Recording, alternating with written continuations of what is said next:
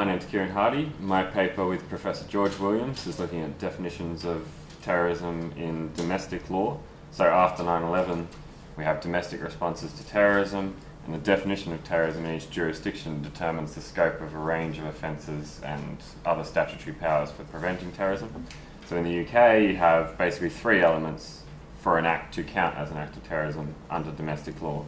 One is an intention requirement that the act be done for the purpose of intimidating a government or intimidating a section of the public.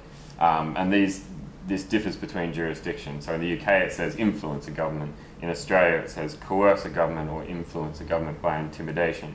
In Canada it says compel a government, so you have slightly different variations. The second limb is what's called a motive requirement. So the act must be done for the purpose of advancing a political, religious or ideological cause. And the third is a harm requirement. So the act must cause death, serious bodily injury, property damage, and a range of different harms. Most relevant in this context being harm to electronic systems. So basically in the UK and Australia, interfering with any electronic system, any system, doesn't have to be critical infrastructure, would count as an act of terrorism under domestic law. In Canada, you have this phrase, interfering with essential services, facilities, or systems.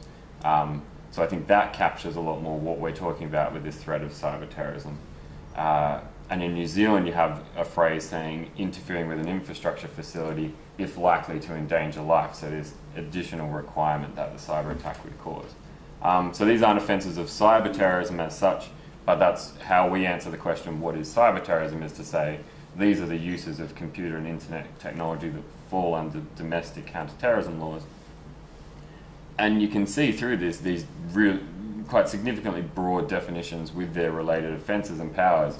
The question isn't, what should we do about this threat of cyber terrorism? Are our existing laws sufficient? But how can we kind of, maybe draw these laws in a bit so that we're not targeting also forms of hacktivism, even illegal hacking that shouldn't be counted as terrorism, online research and other uses of the internet that aren't terrorism but could fall under those counter-terrorism laws.